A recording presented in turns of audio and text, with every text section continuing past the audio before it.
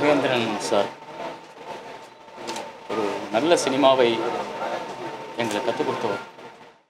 அவர்கிட்ட நாங்கள் வேலை பார்க்கல, ஆனால் அவரோட படம் பார்த்து படம் எப்படி எடுக்கணும், இயல்பான வாழ்க்கையை படம் பிடிக்கிறது எப்படின்னு நாங்கள் அவர்கிட்ட கற்றுக்கிட்டோம்.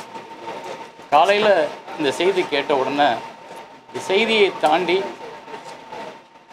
சரத்பாபு வேனில் போகிற அந்த ஷாட்டு, ஷோபா ஓடி அந்த ரஜினிகாந்தை கட்டி பிடிக்கிற அந்த ஷாட்டு, அந்த விஞ்ச் ட்ரெயினில் இறங்கி வர ரஜினியோட அந்த ஷாட்டு, ஸ்ரீதேவி எங்கேயோ ஒரு மைக்கு பக்கத்தில் ஆடிட்டு இருக்க அந்த ஷாட், இப்படி அவரோட காட்சிகள் மெதுவாக விரிஞ்சு அதுவே என்னை ஆக்கிரமிச்சுக்கிட்டு இருக்க ஒழிய அவர் எங்களோட்டு அதை நாங்கள் நினைக்க வேண்டாம்.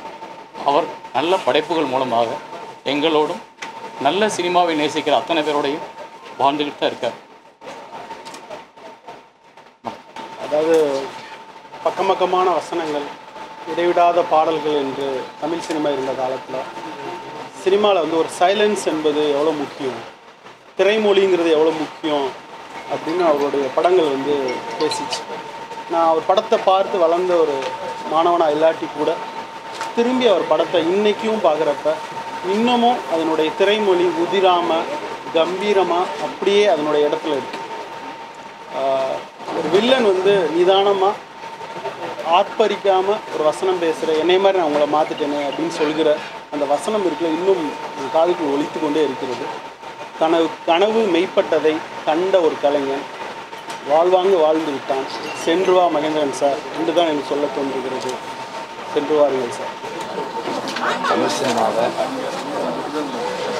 ரியலிஸ்டிக் ஸ்பேஸுக்குள்ளே எடுத்துகிட்டு போன ஒரு முக்கியமான ஃபிலிம் இருக்குது மகேந்திரன் சார்.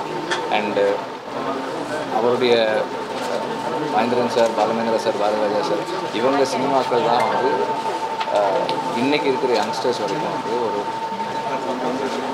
ஒரு ஆத்தர் ஃபில்ம், ஒரு டைரக்டரோட சினிமாலாம் எப்படி இருக்கணும் அப்படின்னு பார்த்து கற்றுக்கிறதுக்கான ரெஃபரன்ஸாக இருக்குது. அவர் வந்து ஆக்டிவாக ஃபங்க்ஷன் பண்ணுறதுனாலும் எப்படி புதுசாக படம் எடுக்கிற எல்லாரையும் வந்து அவர்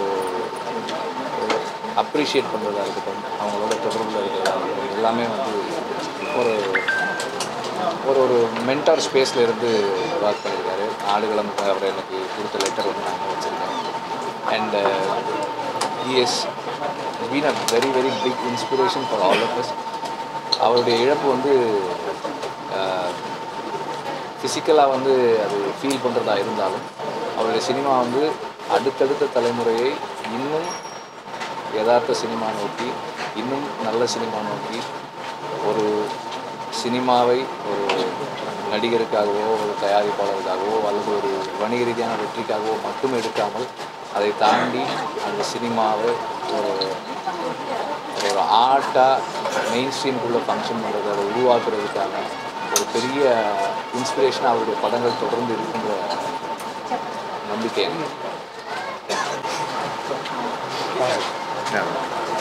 வணிகத்தையும் தாண்டிய ஒரு திரைமொழியை கற்றுக் கொடுத்த மாபெரும் கலைஞர்.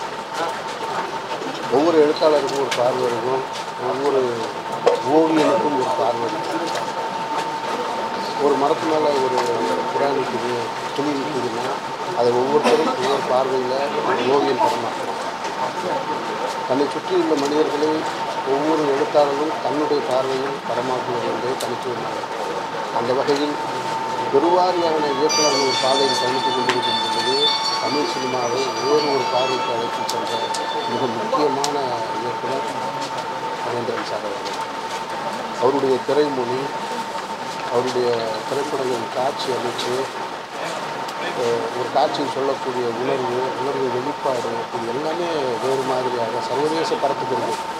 இன்றைக்கு அவருடைய மறைவுக்கு பின்னால் இன்றைக்கும் அவருடைய திரைப்படத்தின் காட்சிகள், இன்றைய தொலைக்காட்சிகளை பார்க்கும் பொழுது கிட்டத்தட்ட 25 ஆண்டுகள் 30 ஆண்டுகளுக்கு முன்னால் எடுத்த ஒரு காட்சி ஒரு சர்வதேச தரத்தோடு இன்றைக்கும் ஒப்பீடு செய்யக்கூடிய அளவுக்கு தரமாகவும் சிறப்பாகவும் இருக்குன்னா அந்த அந்த படைப்பு வந்து மகேந்திரன் சாருடைய தனித்திறமையினால் வந்திருக்கிறார்.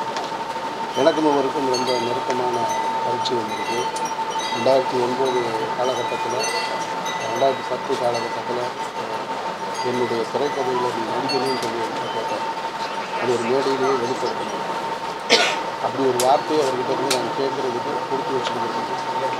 ஆனால் அது காலத்தின் சூழலாக நடக்க முடியாமல் போயிடுச்சு. இப்பொழுதும் கூட ஒரு சில நாட்களுக்கு முன்னால் அவருடைய படப்பிடிப்பு தரத்தை சமைச்சிட்டு இருந்தாங்க.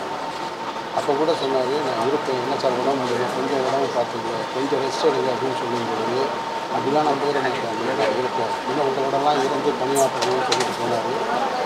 ஆனால் அவருடைய வார்த்தையை காப்பாற்ற